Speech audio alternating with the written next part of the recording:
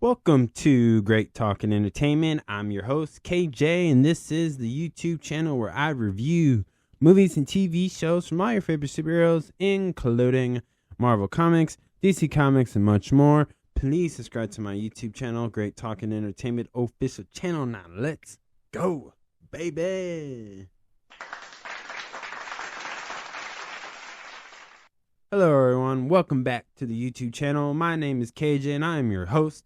And today's episode is episode 4 for the new Marvel animation series on Disney Plus, Eyes of Wakanda. This is episode 4 spoiler review. If you not have seen this amazing series of season 1 of Eyes of Wakanda, please pause this. But before you go, could you please hit the thumbs up button on the screen, because that would help my YouTube channel out and I truly appreciate it.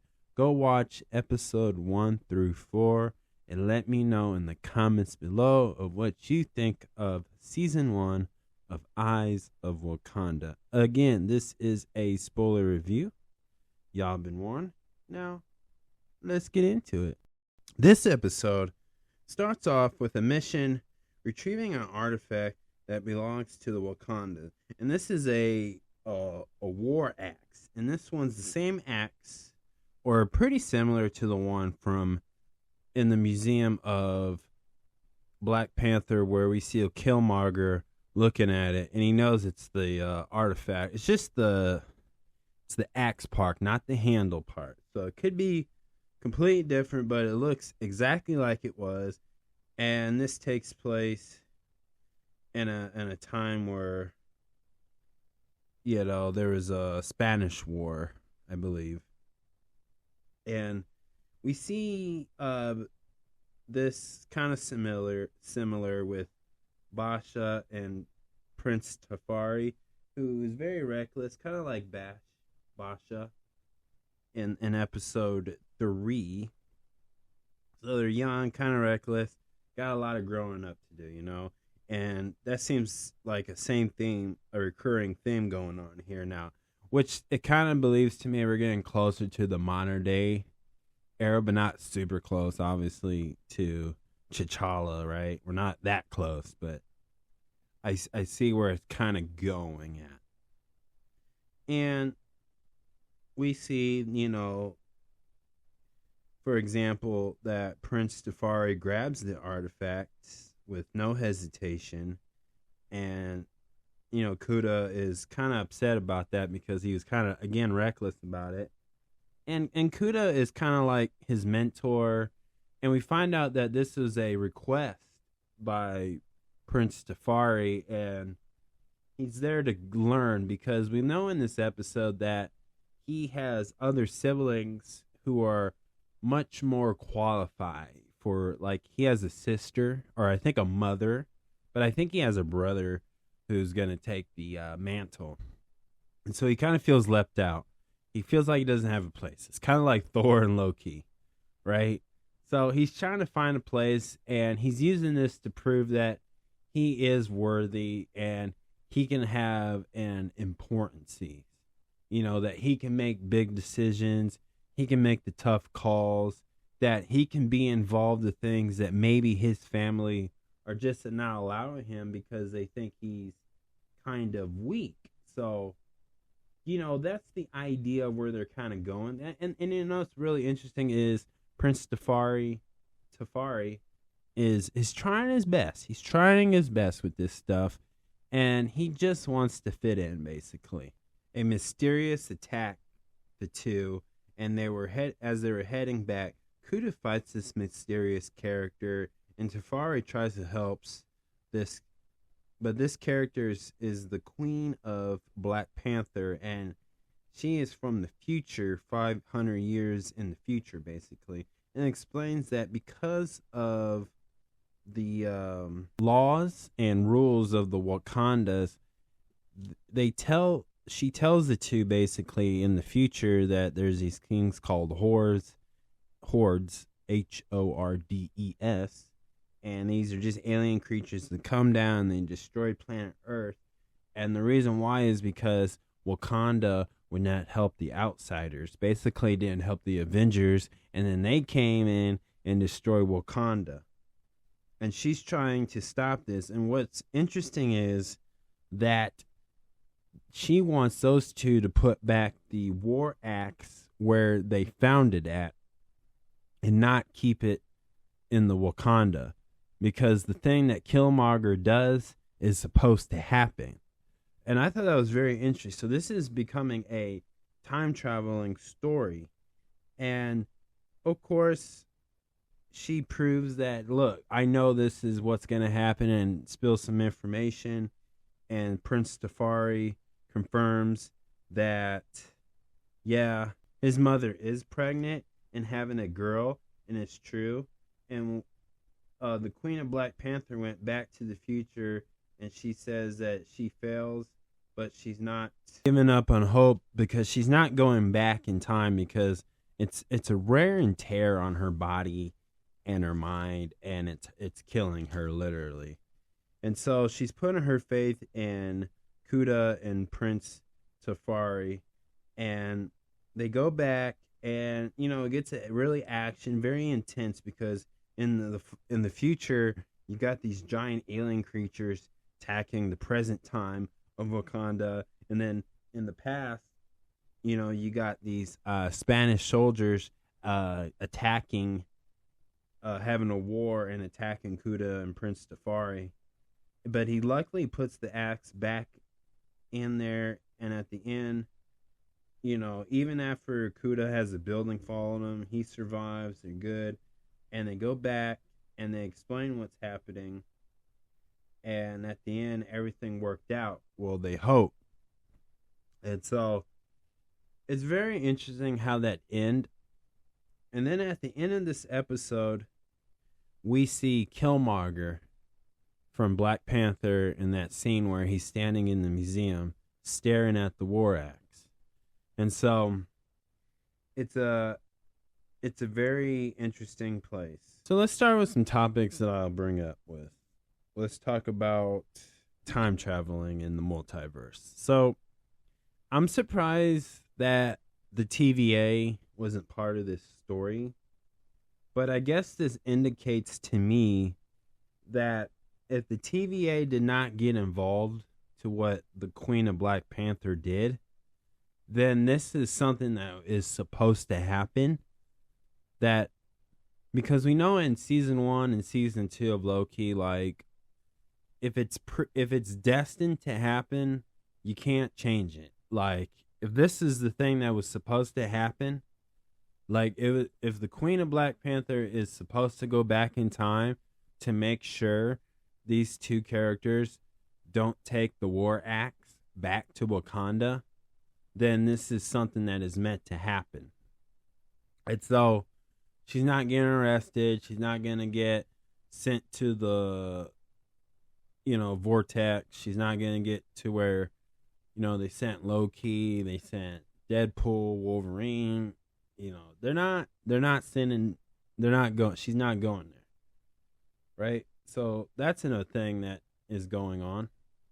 And I think that's pretty cool. I think that's great. I think I like that story going that direction, because this is telling the audience that not every time travel or multiverse traveling is breaking the law per se. And depending on what the cause is, it won't affect anything. So in my opinion, I believe that this won't affect anything in the previous Marvel movies and shows that's been out before this.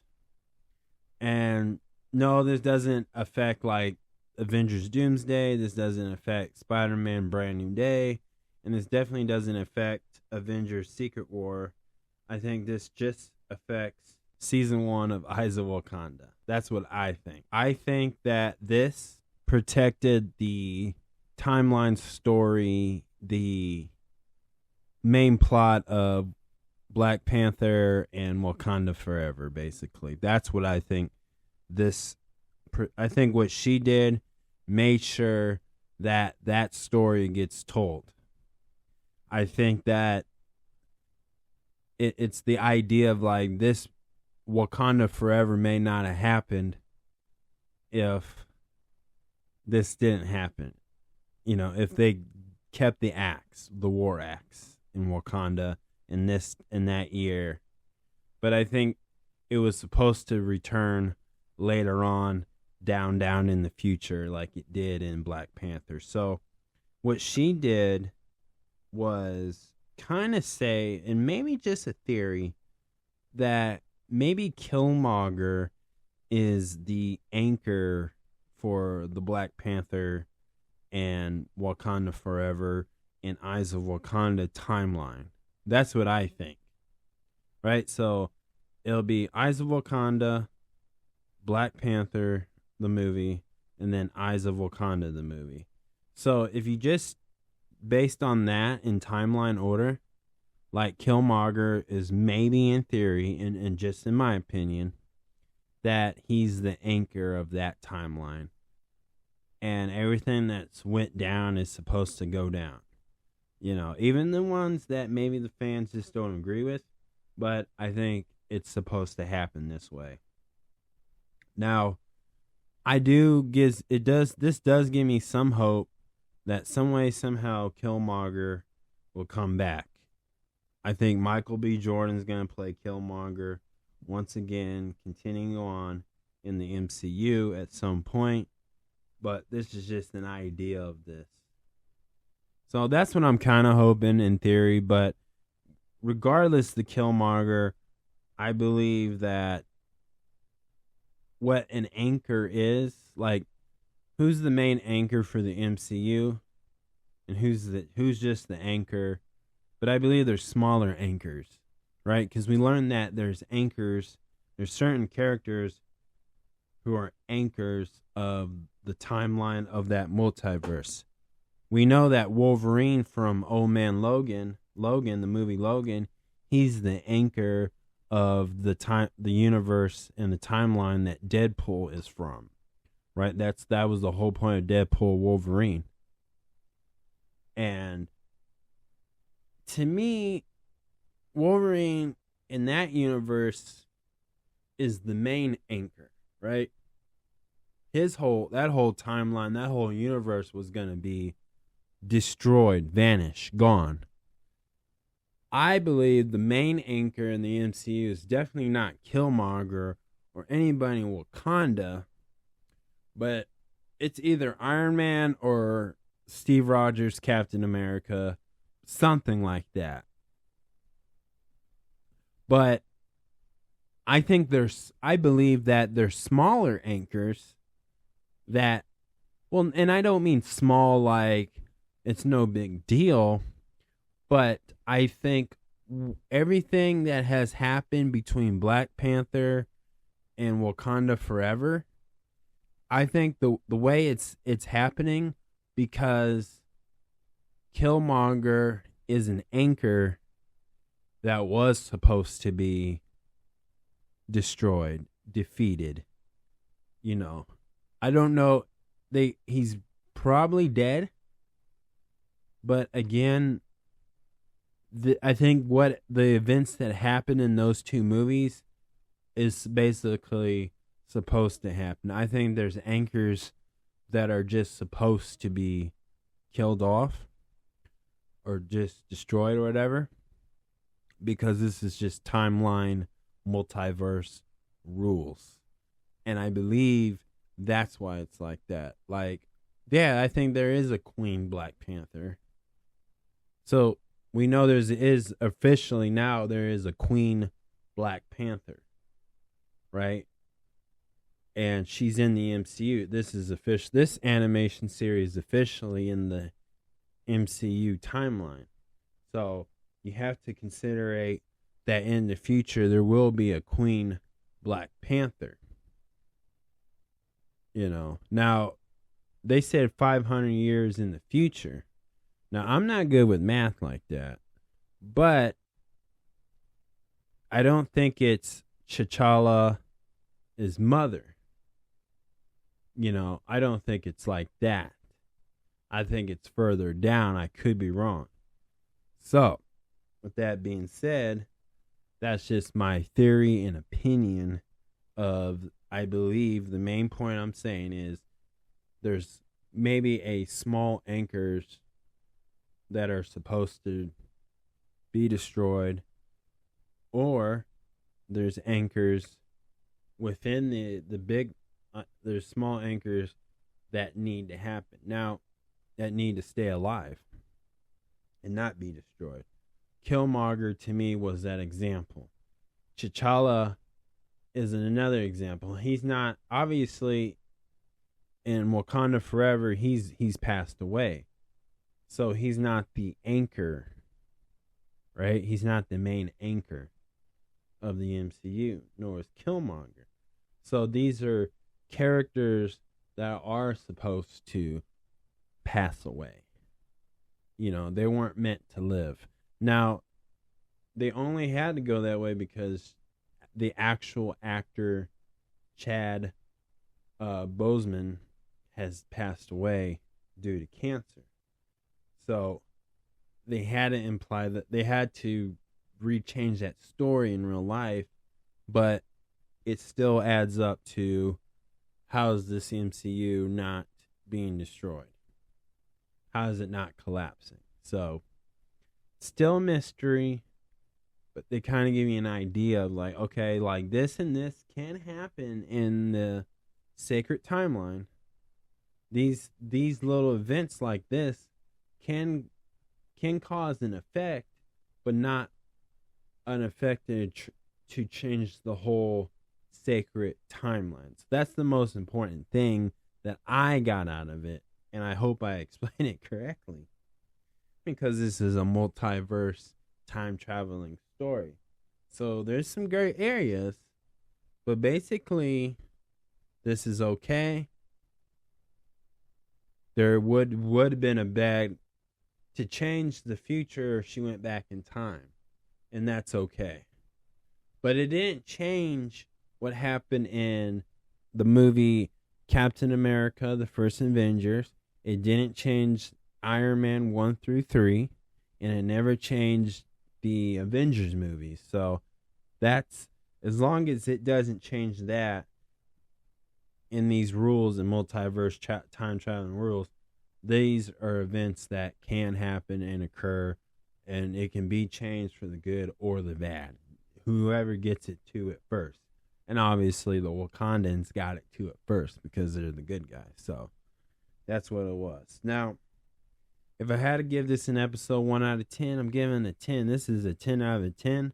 I loved it. Really, really heavily connected, and I just think it's really cool the way that Killmonger is his whole purpose, his whole story arc is very important. I just think that's cool. So that's my review, y'all. Please subscribe to my YouTube channel, Great Talking Entertainment official channel. Subscribe, hit that notification button so you can always be up to date with all my latest content. Thank you guys, and peace out.